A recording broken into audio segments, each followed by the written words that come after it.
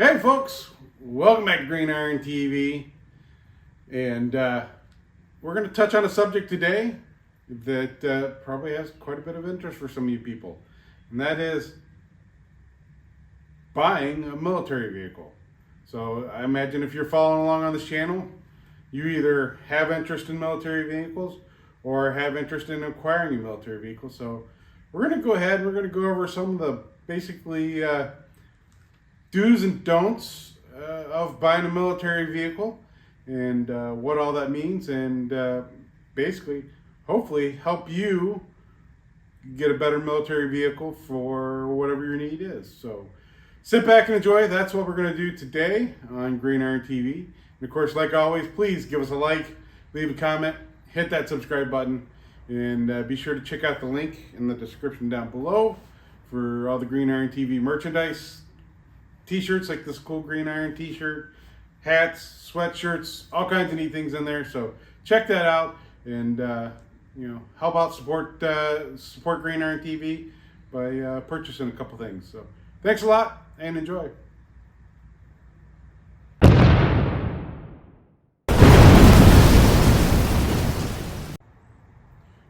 So you're ready to purchase a military vehicle. You want to either get into the hobby, or you know somebody that's selling a vehicle and has offered it to you, and you want to find out a little bit more about the hobby. Well, let's dive into that.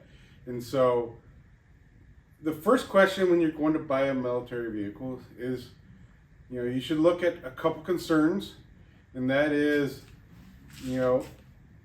what type of vehicle do I want? Do I have the space? Do I have, the means to take care of a vehicle that size? Let me tell you, it's a lot different taking care of a Jeep, small Jeep like this that fits in any standard garage, versus a deuce and a half that's going to take up a lot more space, a lot heavier of a piece of equipment, and, needs a little more different type of care. So figure out what type of vehicle you want. There's plenty of different sizes and ranges of vehicles, and so that's where you want to start, and just figure out what is going to work for you, what piece is going to fit in with your lifestyle. The other thing to consider is, what do you plan to do with the vehicle? So, and we've discussed this several times before on this channel. So what are you going to do with the vehicle? So I myself am into the restoration and the originality of the vehicles. I like to make my vehicles original, make them look like they did in the military, and then we take them to shows and parades and stuff like that to honor veterans and all those that have served in the military. So for me, it's a great honor to be able to do that and keep the ongoing history of these vehicles alive. But for some other people have wants and needs. Some people try and make them daily drivers. Some people want to make an off-road machine. Some people are looking to make some wild and crazy contraption out of it. Cool, that's up to you. But go into it with that in mind. For the purpose of this video, we'll kind of focus on those that are looking to buy a military vehicle for restoration and to preserve it into its originality. And so, that's just because that's where my passion is. So that's what we're going to mainly focus on. So the other thing you want to look at is kind of what era you want to have a vehicle from, because there are very distinct eras. You have, of course, the World War II vehicles, very plentiful. There was a lot of them out there, but you're talking 1940s technology. And you're going to have a 1940s technology vehicle. You have stuff from the Cold War, the 60s and the 50s. in military vehicle world, what's started as the M series of vehicles, which we've discussed about the commonality of parts on M series vehicles and how the U.S. government established that to make it easier for supply and demand to have standardized parts that interchanged between all the different types of vehicles. Then you start getting into kind of the 70s, 80s types of vehicles, and then from there you get into the more modern stuff. And the modern stuff is really, really popular right now. Why? Mainly because that's what's being surplused, and that's what's at the surplus auctions. So if you're looking to be able to buy one direct out of military surplus, you're going to be buying something that's fairly modern, and with that becomes the problems of a modern vehicle, basically. So we'll look at some of the different stuff like that too. Find that niche of a vehicle, from the era that you're looking for, and hey, the best thing to do, research. Hit the Google, man. Do some digging around. One of the best pieces of advice I can have for somebody looking to buy a military vehicle or get into military vehicle collecting is don't rush into it. Just because you saw something on the side of the road or a marketplace ad popped up with something that looked cool, don't rush into it. Do some research. Figure out, what you kind of want, what you're gonna use it for, what you're gonna want out of it, and make sure that type of vehicle fits your needs, and fits your garage. But so that's kind of an important thing you want to do, and then from there, that'll allow you to kind of narrow your field down even more of what you're searching for. So every time you keep narrowing that field, it's going to make it easier and easier to pick out a vehicle. Now, you can run into the pitfall of narrowing your search so much that you are looking for one specific vehicle, and that can be a bit annoying sometimes. If you are looking for a specific variant of a truck, well, guess what? There may not be that many variants of it out there. The contract maintenance vehicles, ambulances,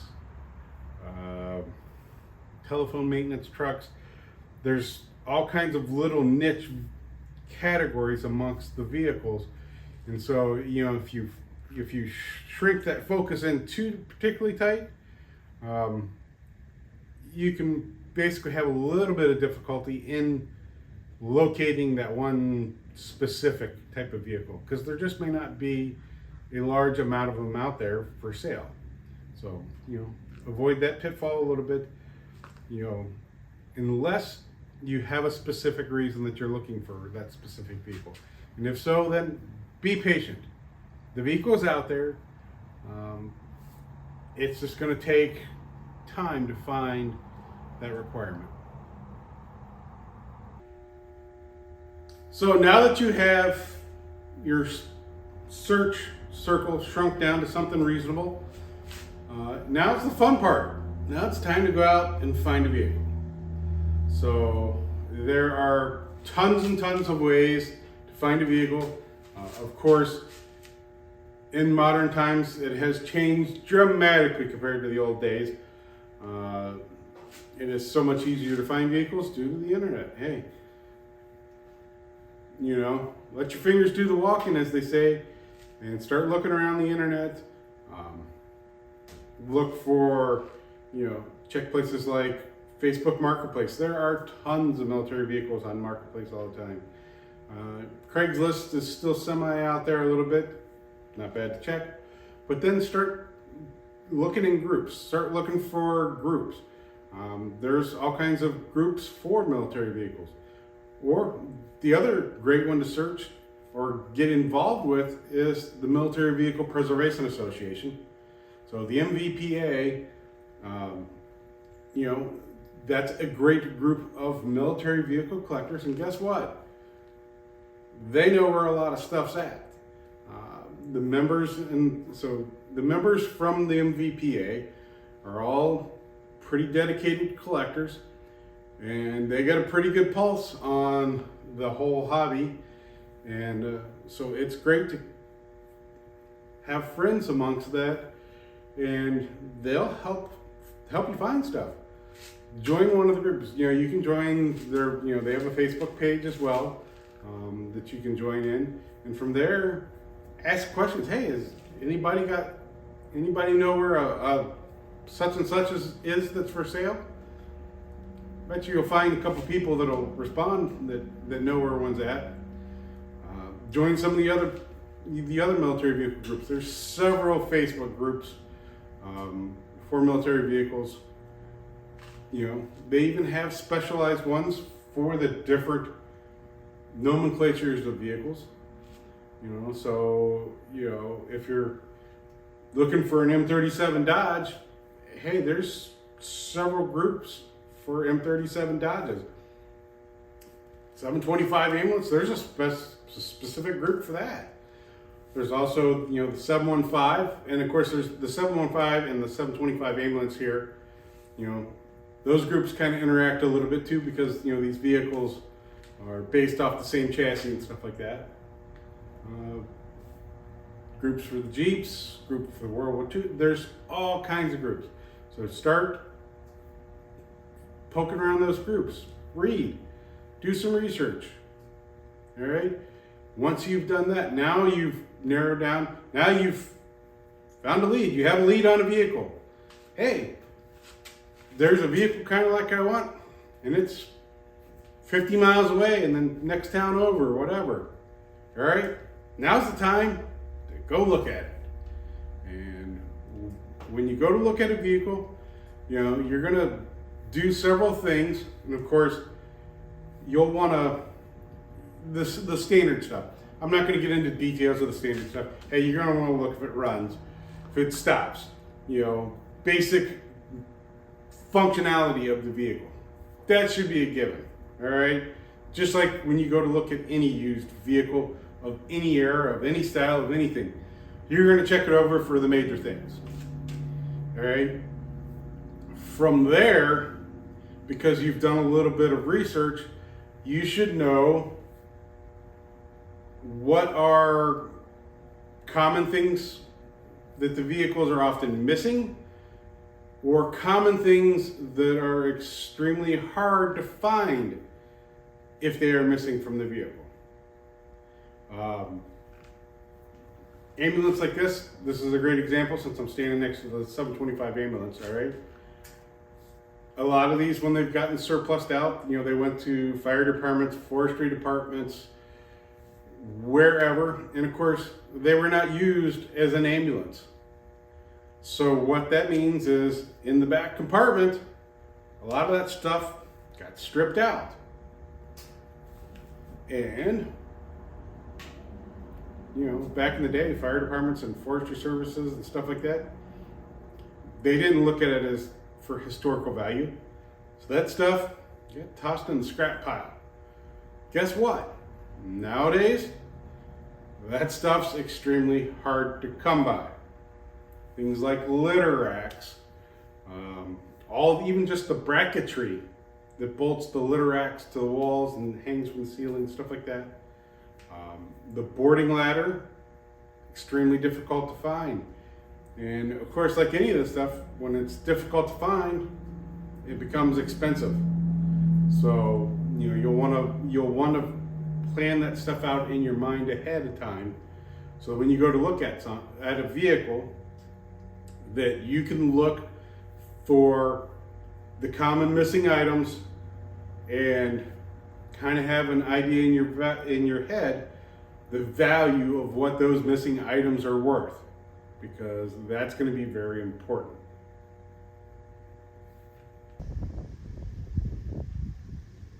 For example, here we are at the back of the M715, and this truck has a tailgate. It originally has a tailgate. Should have the Jeep name stamped right into it. And the most common missing, hard to find item on an M715 truck, the tailgate.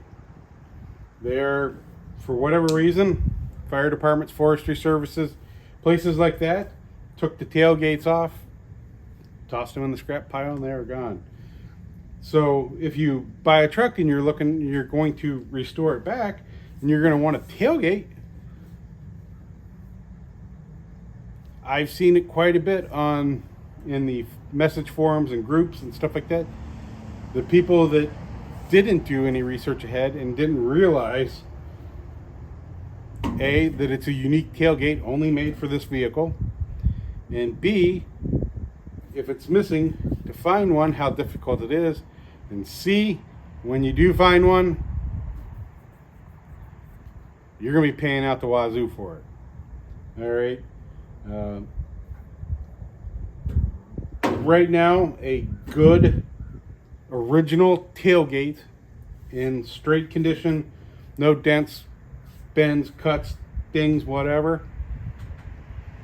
I've seen those fetch anywhere $500, $600, $700, $800 to buy one. All right. Now there is a company that just started reproduction of them, but guess what? A reproduction tailgate's $1,200. So factor that in if you're looking for a vehicle. But guess what? Some of these replacement parts might be really expensive.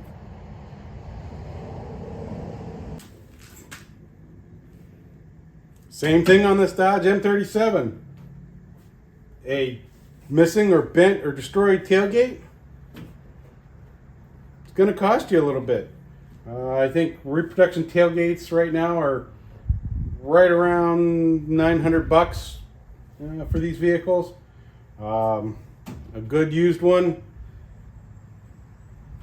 is running, $400, $500, $600. So pay attention. Do that little bit of research up front, because it will pay off in the end when you go to start working on your vehicle and doing a restoration. Okay, now that you've looked at the big items, those big ticket items that might be missing, the common missing things and so forth like that, now it's time to look at stuff that can commonly be swapped out, but it's not a big ticket item, but it's all the little things that will add up.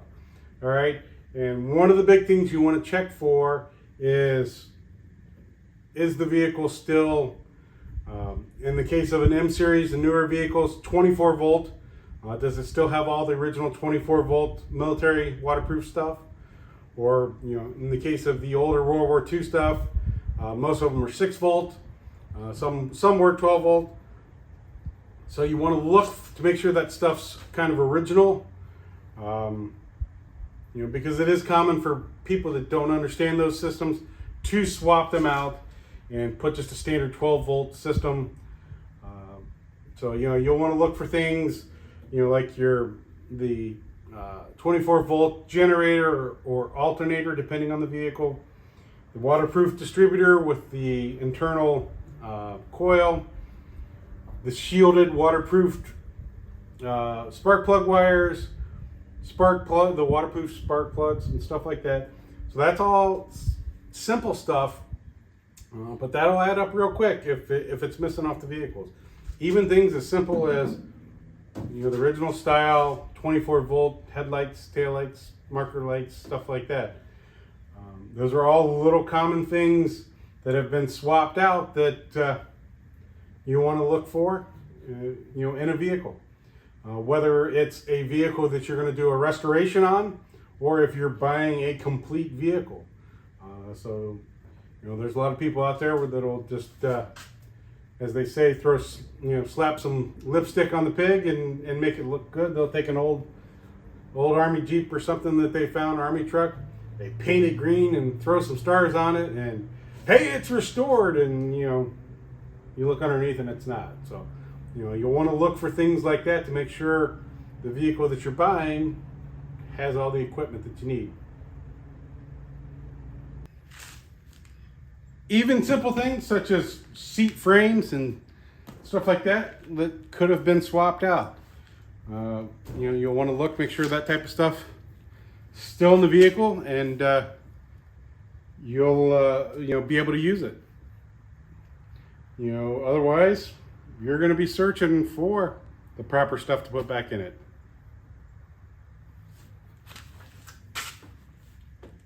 Okay, so you've gone and looked at a vehicle. You maybe like it. You might have all the pieces that you need. It's time to buy, right? Well, probably one of the most important things before you jump in and buying a vehicle is you need to address, basically, you got to be honest with yourself and address your skills. You need to figure out whether, are you going to do a restoration or pay to have a restoration done, or are you going to look and buy a vehicle that's already been done? So if you're buying a vehicle that's already been done, you best be doing that research and make sure that the vehicle that you're buying has all the correct stuff in it. Otherwise, you're going to be doing the restoration over. So you're going to look for stuff like that. And you're going to also be honest with yourself. Do I have the skills? Can I do basic maintenance? Can I do, check the fluids, change the oil, filters, basic types of maintenance like that? Am I a little more advanced? Can I rebuild a carburetor, change a fuel pump, do wheel bearings? Or am I an advanced mechanic and hey, I can pull that motor and tear it apart and completely rebuild it from the ground up, or pull a transmission and rebuild it, or rear differential? All right, you got to know your skills. All right, and if not, you better have that deep pocket and know somebody that can take care of those things for you. And that's another point that should be made. All right, is getting into military vehicles. All right, while cheaper than some other hobbies, it is not cheap by any means. All right, it takes a lot to keep these vehicles going and maintained. It takes a lot to do a restoration on them. So, if you're going to buy a basket case vehicle to do a restoration, plan deep. All right, do your research up front. Make a budget. Do your darndest to stick to that budget. But realize, just like any type of restoration, home renovation, any type of project, stuff like that, guess what? Whatever that number is you picked, it's going to balloon above that. Just know that up front. So if you only have X amount of money to spend on that project, don't budget it all to be blown right away. All right, because you will find smaller little things here and there, and that stuff is going to add up.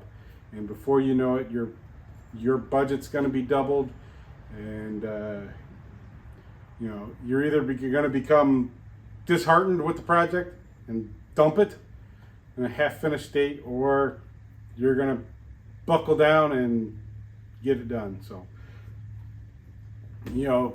so plan on stuff like that. All right, don't just buy a cool vehicle because it's a cool vehicle. And that's the other thing that I should say is, you better have mechanical skills. All right. I don't, in this day and age with modern cars, with all the electronics and stuff like that, do you expect to get in, hit the key, and go? All right. Even with the best restored military vehicles, these are old vehicles. All right. They are going to take some tinkering with. All right. You need to basically learn the vehicle, learn its habits. Everything from just starting the vehicle can be a little bit of a procedure with each vehicle. You know, hey, all right, this vehicle here, 2 pumps of the gas, pull the choke halfway, fire it up, let it run for a minute. You know, you need to know it's the nuances of each kind of vehicle. But you better have those basic skills. If you can't change the oil and check the fluids and do stuff like that, stay away. All right, stay away. If you don't have that skill, either that, or you better have a deep pocket and have that mechanic on standby that can be at your beck and call to always have that vehicle run perfect for you every time you need it. All right. There's not very many of us that have that deep of a pocket. So guess what? You better have that skill on your own. And I know that skill is dying. You know, in this modern day and age, people don't work on vehicles. You know, they don't diagnose and work vehicles. All right, and that's why it's also somewhat important to have a good base around you. Have some good friends that are good with stuff. Hey, if you're not a carburetor expert, maybe find a buddy, even if that person's online, that's good with stuff. That's what's the joy of joining groups like the Military Vehicle Preservation Association or several of the military vehicle groups online. Steel Soldiers is a great one. Message forums like that. The G503 for the older World War II stuff. The M715 zone for the 715s, stuff like that. There are plenty of those groups out there with people that are knowledgeable that can help you out. But know going in that you're going to need some basic skills. All right. Don't just buy one of these vehicles and then complain, hey, why won't this vehicle start, or why can't I get this turn, or this doesn't run right, or this or that. Be able to do a little bit of work yourself, all right? Or at least have the knowledge that you're going to have to do some of that stuff. I am in no means trying to discourage anybody from getting a military vehicle. If you're looking for a great hobby, a fun hobby, this is a great hobby to get into. Tons of great people are in this hobby. Tons of very nice and helpful people are in this hobby, and it's a nice group. And one of the best benefits of it is having the vehicle and getting it out into public, where for shows, parades, things like that, where you can help keep the history of these vehicles alive, keep the memories alive for those that served with these vehicles. And so by all means, if you have the means and the skills and stuff like that, please look into this as a hobby. Look into buying your first military vehicle. And just be honest with yourself and honest with your goals and your expectations of what you're going to do with the vehicles, all right? I hear it all the time in groups and messages boards and stuff like that. And somebody buys an old military vehicle, and then they're like, well, I want to go 70 miles an hour down the highway, or I want to be able to listen to my radio, or this and that, and hey, I want to daily drive this thing to work. Hey, these are not the vehicles for that, all right? These are slow cruisers. These are take it out on the back roads and have fun. If you want to go highway speeds, go buy a modern car. All right, honestly. But if you want to have a great old vehicle that's going to turn heads, that is going to draw a crowd everywhere you go, look into the fun of an old military vehicle. These, the restorations are not hard. It's a lot easier. I will say it's a lot easier than doing restorations on a classic muscle car or stuff like that. It's a lot less than a classic muscle car, but it is going to take money and it's going to take some skill. And of course, the other great thing is you have a unique vehicle when you go to shows or parades and stuff like that, and it's going to help you draw a crowd. So, like always, I hope some of this information is going to help you maybe find that type of vehicle, find your niche in the hobby, find the bits and pieces, and we'll get you going in this hobby. So, we'll recap just a little bit. Do your research.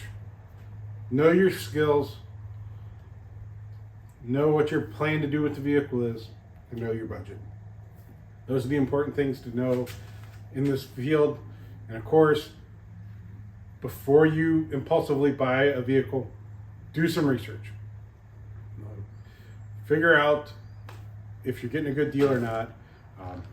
Like I said, knowing some of those expensive items that are missing or may not be with the vehicle or are incorrect on the vehicle when you go to look at a vehicle, you can use those as negotiating points. All right? Hey, that thing's missing a tailgate. That's going to cost me $600. So, hey, I'm going to offer you less money for the vehicle. Or that doesn't have all the original 24-volt stuff, or those aren't correct tires or wheels or things like that. So if you know that stuff and you do your research on it, it'll make it that much nicer when you buy that vehicle. Bring it home and start working on it in your garage. Pretty soon, you'll have a green iron addiction. And you'll start acquiring more and more, and before you know it, you'll have your own little motor pool. So, anyway, I want to say thanks. I want to thank you guys for watching along like always. Hopefully you learned something constructive out of this video on what to do when buying a vehicle, or what you should do to buy a vehicle, what to look for, how you should look at things like that. And hopefully you enjoy this hobby. So until the next time, we hope you guys have had a great day. Thanks a lot and enjoy.